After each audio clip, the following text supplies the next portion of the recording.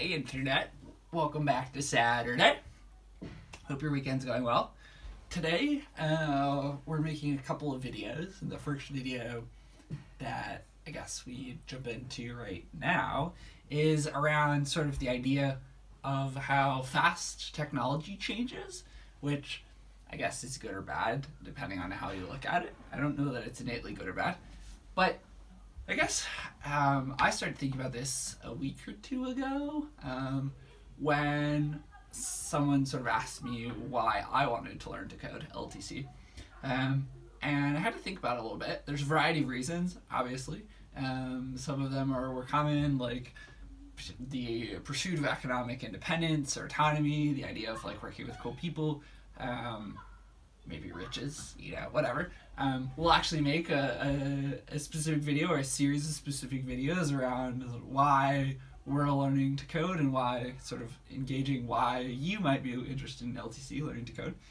But let's just say that a number of my reasons are not uncommon to perhaps yours and not uncommon to sort of the general interest or fever around LTC learning to code, at least in the recent years, in my experience of primarily Western culture. But sort of I was thinking about the reasons that I'm interested in learning to code, and there's often sort of a discussion around age and diversity, both of which I think are good to have that discussion and the different varieties of the discussion. But I guess for me, let's be honest, I'm a little bit older. I'm 31, going on 32, and although I might meet the profile of some stereotypes like white, male, Western, whatever, let's not get too into that, but it is very odd for some people that perhaps not that I have a desire to LTC, learn to code, but just the idea of sort of dropping what you were doing before, whether it be consulting, whether it be banking, whether it be teaching, whatever you were doing before. In my case, it was a little bit of consulting, a little bit of entrepreneurship. And it was just like sort of going back to zero, going back to square one, going back to this like point of being a beginner, this idea of like taking time off and not formally necessarily going to school, but like pursuing something such as becoming a programmer, becoming a dev, becoming someone with technical knowledge. And there's a lot of different varieties of ways that can manifest itself in the world. But just I think the idea of sort of reverting back to a previous younger,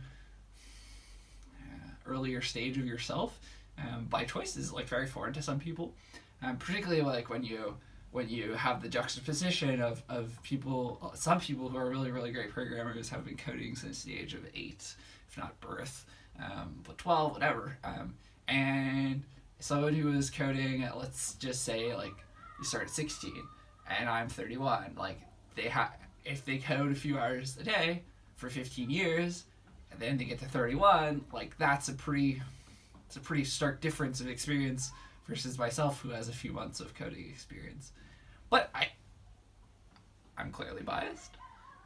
However, I think that's sort of a false comparison. It's like looking at yourself in the mirror and being like, oh, I should be a billionaire, or I should have as much influence as the president of the United States, or the president of China, or the prime minister of Great Britain, or pick whatever country you want. But like, when you make false comparisons, often like comparisons with others, yourself with others, versus like comparisons with yourself, who you are today, and like who you want to be, or who you are today and how you're showing up in life, and like who you are sort of more internally, then I think it's like a more relevant question. So anyway, one of my classmates, who is a bit younger than I am, he asked like what I wanted to do after our program ends, after our coding bootcamp ends, and I was like, well, I'm really excited about the idea of going back to grad school. And he sort of like looked at me and he asked why. And he asked if he could know how old I was, and I was like, well, I'm 31 and I'm thinking about going back to grad school. I'm sort of interested in the intersection of learning technology and design, primarily in the space of education.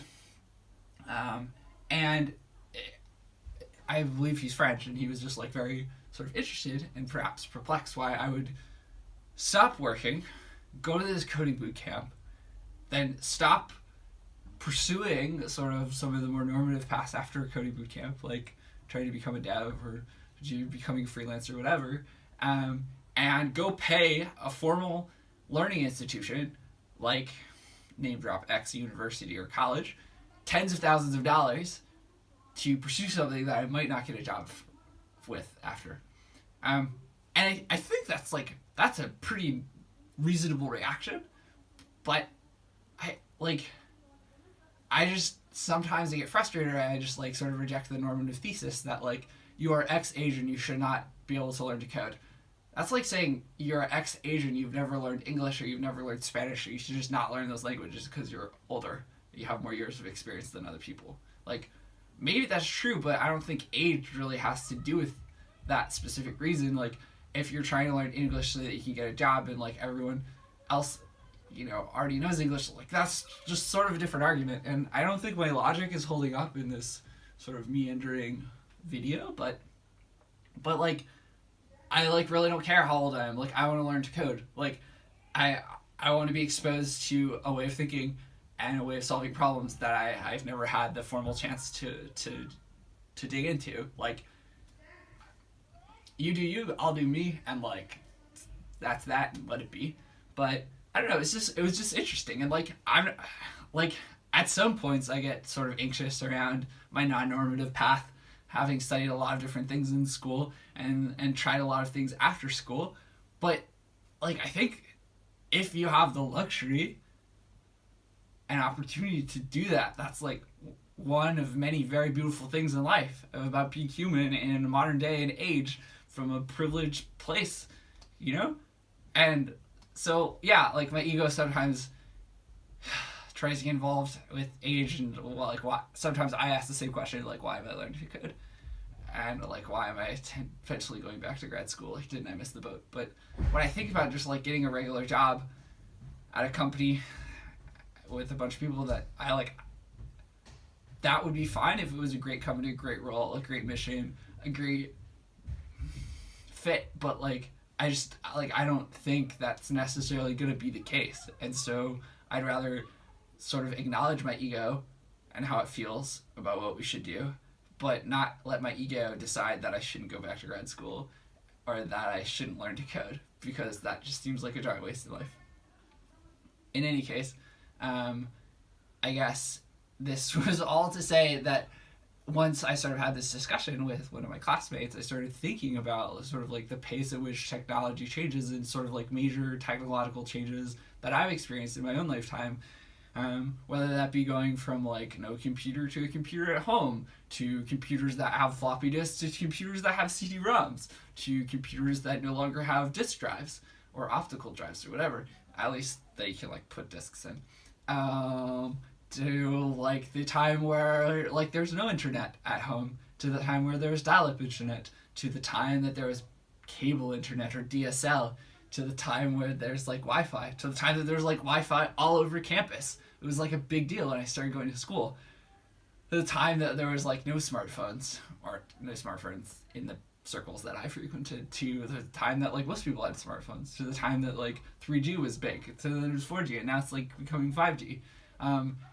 And just like even just how YouTube as a medium has changed from being something that's like, my understanding and view was like a lot of pirated content and stupid or less intellectually valuable content of cat videos and dancing and pianos and stuff, and like whatever. But like now it's a really cool channel to discover content, to discover ideas, to share ideas, to build communities, to watch courses from Stanford or from Oxford or whatever, from like Tsinghua University or like whatever. There's just a bunch of cool stuff with the rise of the internet, and like I don't know that I'm gonna really be able to participate in much, if any, of that, but like I want to pursue a set of tools that sort of allow me to have that as a potential option, rather than just like sit on the sidelines and make PowerPoint decks and write reports that I'm not a big fan of, helping small individual players who are actually large companies fight over stuff that I don't give a flipping care about. So anyway, that's a little bit about me and my views, why I'm interested in learning code, this sort of the conversations that I sometimes have around why I'm learning to code, and the question of age. And this, in summary, this video is supposed to be mostly about just the speed of technological change and reflection on some of the changes that I've seen. Also, I'm having a really hard time figuring out where the camera is, because behind you, the camera, is a lot of like really bright light, and so I keep staring at like the little white circle on my phone rather than the camera. So probably not the best quality video ever, but that's okay. I'm gonna go on my way, and I will hopefully see you later today. We're gonna make some more videos. If you want to check them out, feel free to, feel free not to. Leave comments if you so care to, but we're gonna roll. Catch you later. Bye.